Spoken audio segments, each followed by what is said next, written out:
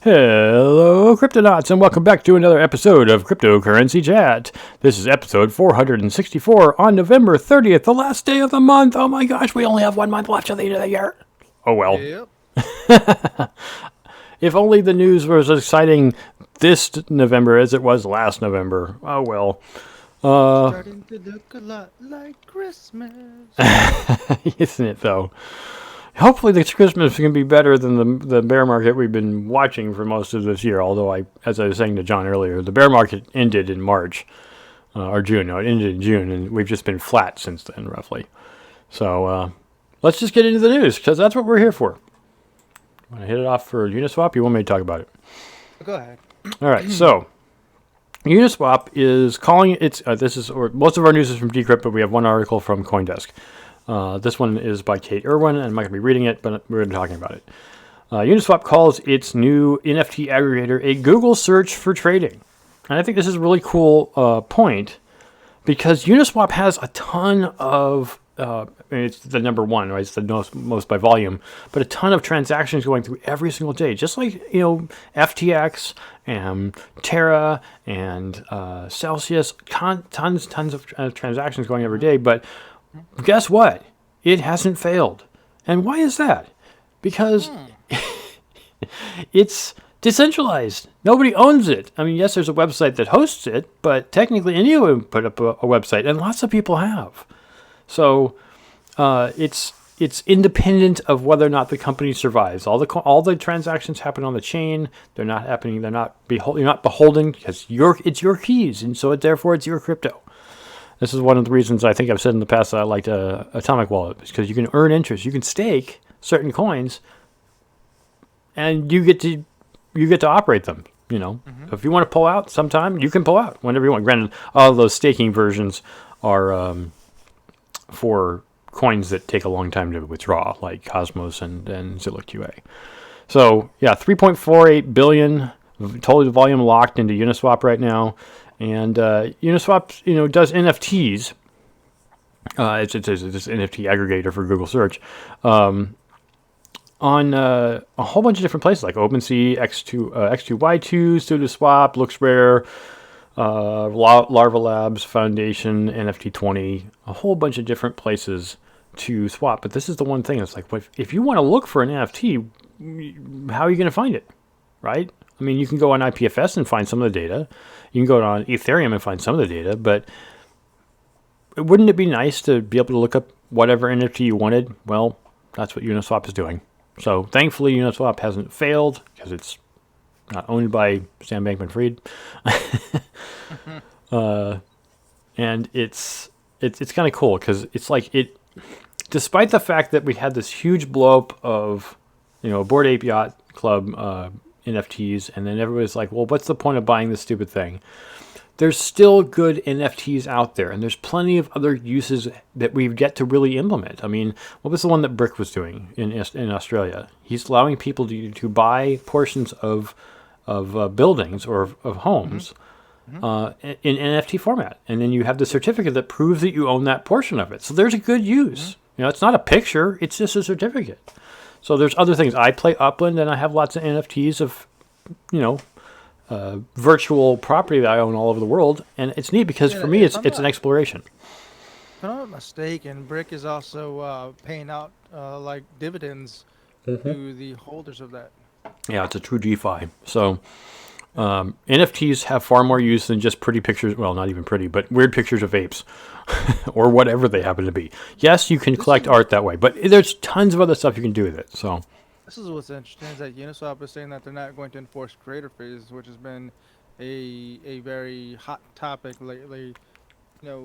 Which is nice. It sounds like Uniswap is listening to the people. They give them what the people want, and instead of doing something opposite, you guys want coins listed? Guess what? We're going to delist them. Yeah, can't. I mean, technically you could, but it's like the thing that makes. I'm going to just take another step here towards why I love DeFi itself. Is when a new bond or when a new pair comes on the market, because someone is trying to foster interactivity for that particular coin trade, the interest rate for that coin is ridiculously high. And so a lot of people are like, oh, I get really high tokens for this. And I mean, I will admit that some of the tokens I got out of staking my coin in those pairings aren't worth diddly squat now. But it's still a way to entice people to get into it. And as soon as it levels out, kind of like Pancake Swap in particular on Binance Smart Chain, the interest rate goes down, but it doesn't have to go to zero. I mean, what the last time you checked Pancake, was it still 50%? Yeah, I think, yeah. Well, it's been a while since I checked it, to be honest. Yeah, the last time I checked it was like 56%. And it's like, that's still ridiculously high. I mean, the best interest rate I can get out of Atomic Wallet right now is 15%. So, I mean, and 15% is still good even compared to interest rates in the market, the fiat market. So, staking in Pancake pools or in Uniswap pools, it's still going to be a lot more higher interest than you're going to get from fiat because there's higher risk. But it moderates itself. The more people invest, the lower the interest goes. The less people invest, the higher interest goes. So there's an incentivization scheme that's set up, that's built into the system. So, anyways, let's move on to our favorite alternative video, audio, and media platform. Yeah, absolutely. LBRY. So this one's again from decrypt.co, written by Matt DeSalvo. LBRY says company has been killed by legal and SEC debts. So according to this article, what happened was LBRY's been in they've been in litigation, right? In litigation with the litigation. SEC for I don't know what, close to at least a year. It's really almost 2 years, but it's been a while. Yeah, it's been a while. So and so recently the conclusion was that they lost against the SEC, saying that their LBRY token is technically a security, and now unfortunately the LBRY company has to pay back X amount. What is it, $20 million in penalties? Right. And because of that amount, the company's probably going to go bankrupt. Yep. So that sucks, but I wasn't surprised. I mentioned this on a previous episode, that most likely this was going to happen. But now that I read this, I think what's going to happen is another company's probably going to come in and buy them out. Right. Someone else is going to take over. This platform is way too good just to let go, right? Yep. Even though, like you said, Jake, that the protocol on the back end, the blockchain, is forever going to be going on. That can't be shut down. Yes. But the company on the front end, it will get shut down or transferred to another company. So yeah. I think another company is going to buy them out. Is it going to be free speech like it's been? Well, or is all it right. going to be heavily The blockchain itself, as we said before, you can post anything you want to it, and anyone can download the blockchain and keep it for themselves if they wish. So the government can't thoroughly stop the chain unless they manage to catch every single person who was running it, and that would be really difficult to do. But the company Odyssey may close. So, but the other point we made about this is the problem with free speech in that sense is that aggregation of Odyssey meant that people who wanted to file a DMCA against somebody that was hosting content on there could, and it would be taken off of Odyssey. It won't necessarily be taken off of LBRY. So you can post whatever you want. Now, as much as that's allowable, as it were, it's still a little challenging in that sense. And it's kind of like the thing that I personally have an issue with is people taking copyrighted movies and posting them to IPFS or to LBRY. And it's like, you didn't own that. It wasn't your choice, but you were not allowed to put that up there, but you're doing it anyways. And let me bring in Dynamo into this, because remember that Dynamo for a while was considering creating their own IPFS on-chain. Right. Yep. Now, if I recall correctly, the Dynamo team was going to make it an option for those that are pinning the data to either flag it or delist it off of the chain. Yeah. Yes, it's technically blockchain, but if the consensus is that there's some well, it's not even consensus. It's not even consensus. It's that if you own a node and you want to pin stuff to the chain, which you can do, you can decide the search phrases that you don't want to show up in your pinned content. You can say, no, I don't want certain types of content to show up. And so that you won't be accidentally hosting something that you find to be objectionable. But it's not necessarily the whole group that's doing it. It's just individual node holders can do that. And it would be nice if IPFS did that too. Maybe there's some way of doing it with IPFS, but I don't think there is. I think once you host it, you host everything. So, So in short, that's pretty much what's going on. They're gonna most likely go under or get bought out by another company, and that's Yeah. my suspicion. yeah. So, sad though it may be that the library company is going down. Like I said, the blockchain is here to stay as long as people keep hosting it. Moving on to Binance. Binance acquires Japanese. Interesting. Pardon? This one's interesting, actually. Yeah. Go ahead. Binance acquires Japanese crypto exchange Sakura. I'm sorry, I shouldn't pronounce it like that. But so you were reading this earlier. What is it? Why are they doing this? Why is Binance picking them up? So if you guys recall, like some time ago, a couple years ago, every nation was looking at Binance being unregulated in their nation because technically Binance is not located in any particular country, right? It's pretty much everybody's remotely working, and that's why they're able to lower the fees. Like they are the most affordable exchange out there when it comes to fees, and they're able to do that because they don't actually have to pay for a building and all these employees to work in it. Yep. But back in the days, I would say before 2018, there was a lot of nations out there saying, "Hey, you can't do business in our country because you're not regulated with our governments," and pretty much they were banned through a lot of companies. One was Japan. Japan kind of kicked out Binance, and that was back in 2018. And now they're trying to come back in, buying out Sakura, because Sakura is a regulated crypto exchange. So if they buy them out, then that means they get that regulation attached with it, and now it can then do business in Japan using Binance, which is a pretty smart way to do it. Yeah, that's brilliant. Yeah. So I guess they just wanted to get into that. That makes sense, actually. Yeah, to re-enter the country. It's a smart thing to do instead of trying to start from the bottom and trying to get all the licensing and no, forget it. I'll just buy out this company that already has everything. It's the easiest way to do it. Yep. Well, that's not actually that uncommon for companies to work with some known entity in another country that they want to or to sell to in that location. They just find someone that they can work with. They may not buy them out. Maybe they will, but they do it so that they can have all the rules already set up and not have to do it all from scratch. Yeah, it would be crazy if Binance was insolvent. Bum bum bum. Yeah, I don't think that's going to happen. But how do we know until it happens, right? Besides, it's not based here anyway, so even though technically FTX was based in the Bahamas, it is still somewhat close to the United States in jurisdiction. So we have to keep. Yeah, I want to make sure that's elaborated too. That Binance.com and Binance US is two different entities. Yep. They do hold the same name, but yeah, Binance US is the one that complies with US stuff. In fact, I just got an email recently from originalbinance.com, and they're like, "Hey, sign up for KYC." I'm like, "Hey, I don't use you guys anymore, so it doesn't matter." But even so, I'm never going to KYC to Original Binance because it's not allowed anymore, which is ironic because when it started it was, but not anymore. So anyways, moving on to the first mover, Asia. This is a decrypt. Actually, you can read this one. I think this is. This is actually from CoinDesk. CoinDesk, yeah. Am I on the wrong one?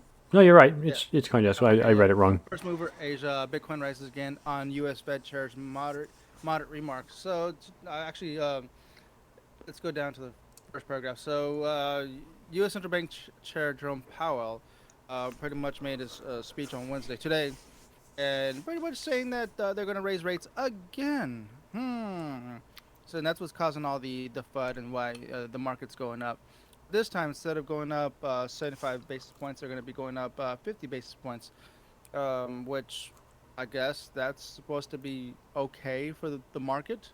I mean, considering that we're already hurting out here, everything's already overinflated. It hurts us. But apparently, this is gonna not implode the entire market by only going up by 50 basis points. But then what's going to happen in a couple months thereafter? Are they going to raise up another 50 basis points? Like at what point does it stop? Yeah, we're going back to 10%, 10% in savings accounts like we had in the early 80s. That would not be cool, in my opinion. I mean, everybody will eventually get used to it, but man, buying a house at 10%. My parents had a house at 12%. If anyone can believe that, it sounds insane because in the years since that time, we've never been anywhere close to that kind of high interest rate. Oh, we're getting closer and closer, man. It's not looking pretty. Yeah. Not looking pretty. The best thing you can do is hold your own coin. And that's pretty much why the market's gone up, because people are hearing this like, okay, let me just go ahead and just sit on crypto for now, because as this continues to go up, that means the power of the fiat is going down. Yeah. And it's better to stick with crypto Play the long has game. that's going technically sideways or flat line right now. It's better to go flat than to go down, right? Right. And that's what's going Yeah. on. Flat is a lot more friendly. I don't know. I'm not trying to make a alliteration of it, but it is a lot more friendly. More people think of it more.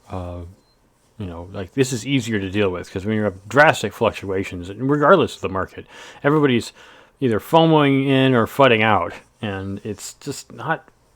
It's never good. To the level-headed trader will never trade on a huge build or a huge loss, except for the people who are crazy. So, all right, yeah, it's good. It's good to see that Bitcoin's rising again, but it's not necessarily great to see the rise in interest rates in the United States.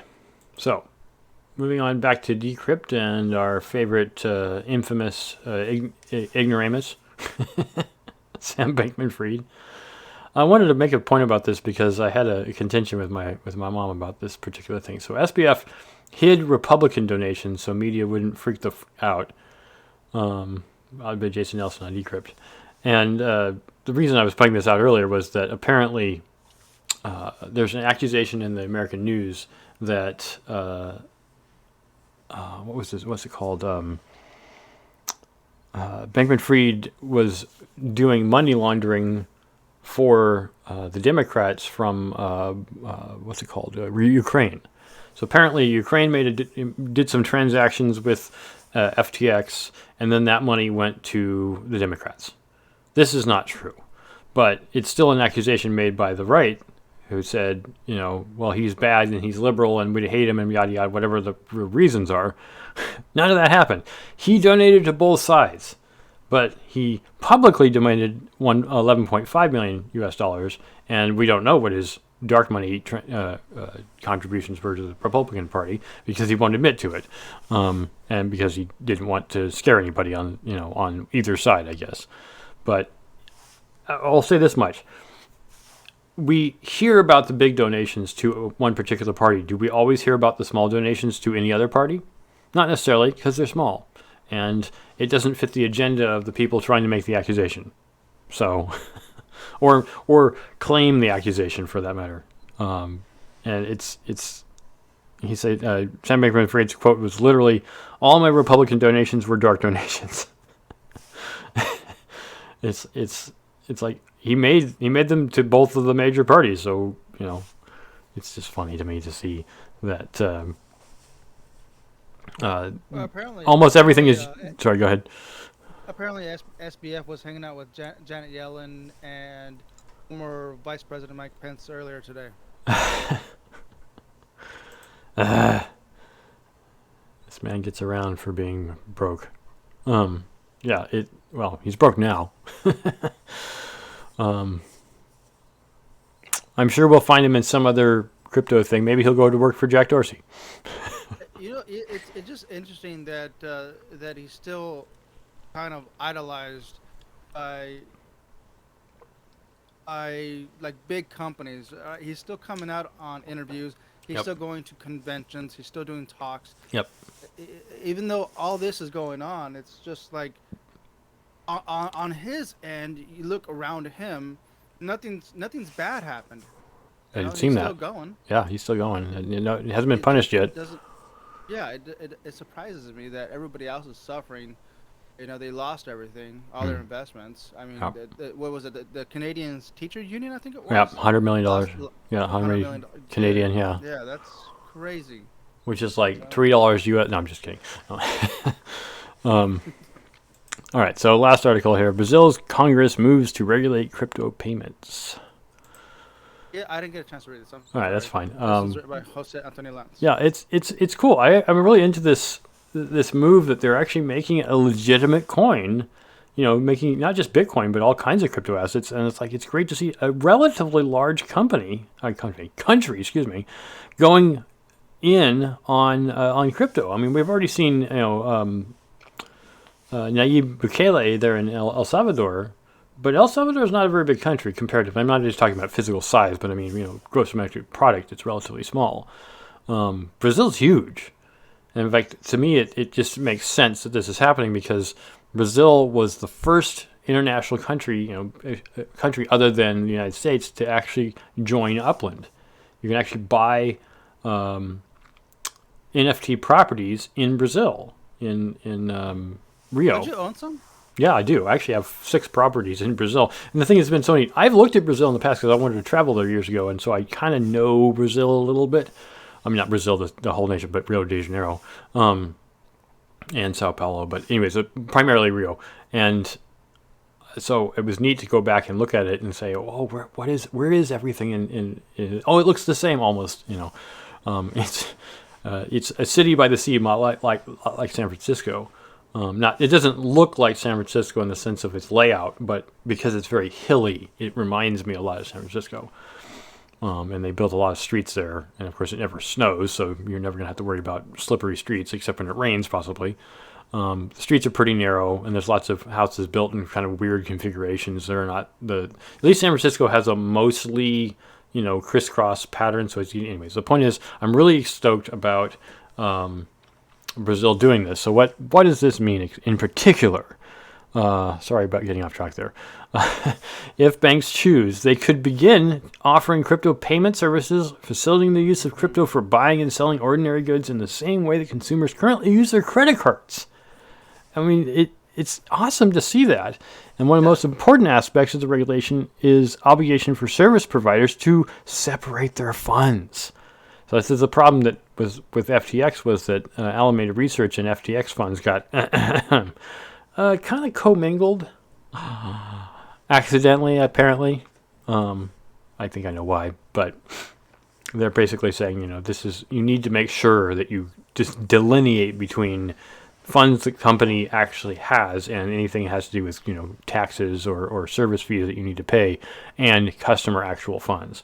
So I think that's where this bill is coming into, is that they're just trying to collect taxes off the Brazilians that are stacking sats, which, I mean, in the country's point of view, that's probably the best way to go, knowing that a lot of people are moving over to crypto and, kind of evading the government taxes.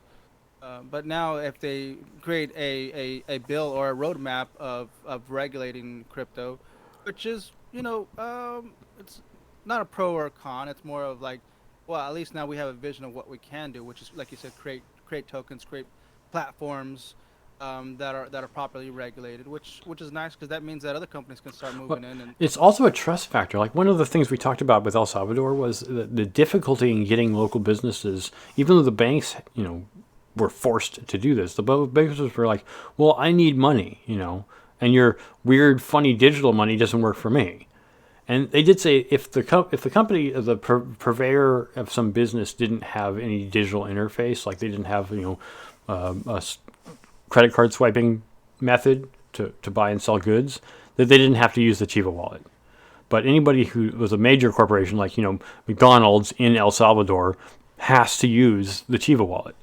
So it's just neat because then as long as the government and the banks are dealing with this in a legitimate way so that you can trust it, then even if you don't necessarily want to use crypto, but your customers do, you can still get it transferred back to fiat for yourself.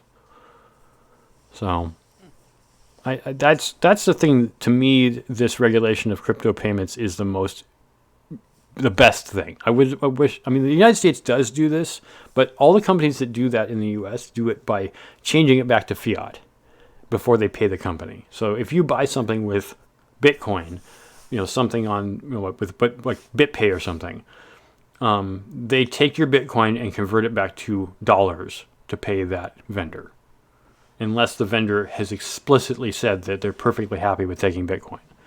So, I didn't know this. Here's a little post here. It says that Brazil is technically right as of right now the most cryptocurrency. They have the most cryptocurrency ETFs in entire Latin America.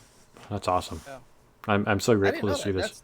this. That's news to me. That's pretty cool. Yeah. One of the things that I also see this is Brazil taking the lead on this, along with obviously with El Salvador, is that, and I'm not saying this has been true for Brazil for the entire time of its existence, but for some reason, Latin American countries struggle with stability as far as their fiat goes. We've definitely seen it in Venezuela, but Venezuela's problem has more to do with, geopolitical issues than explicitly their country alone.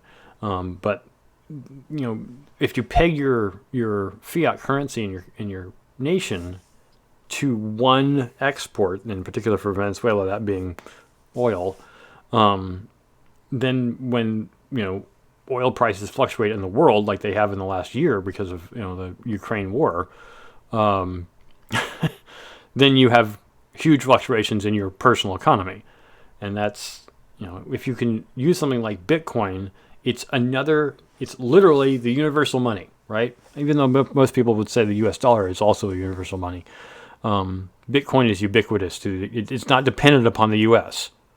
So, I mean, it is a little bit, but not wholly. So, to me, I just think it's brilliant, and I'm really grateful to see it. And it just makes Brazil all that more enticing to me to go visit. So, yeah, I don't think we have anything else. I don't know if you wanted to make any other points about the articles we've read. So thanks everybody for listening. Please check out our CoinTree for donations and all of our social media links. If you'd like to listen to, if you like, give us a thumbs up on YouTube if you're watching us there, or if you're going to watch us on Odyssey, we appreciate it until it disappears. Or if you can still give us a thumbs up in coins on LBRY if you're using the LBRY app. So thanks everybody for watching, and we'll catch you on the Sunday show. Stack sats and hodl. Adios. Adios.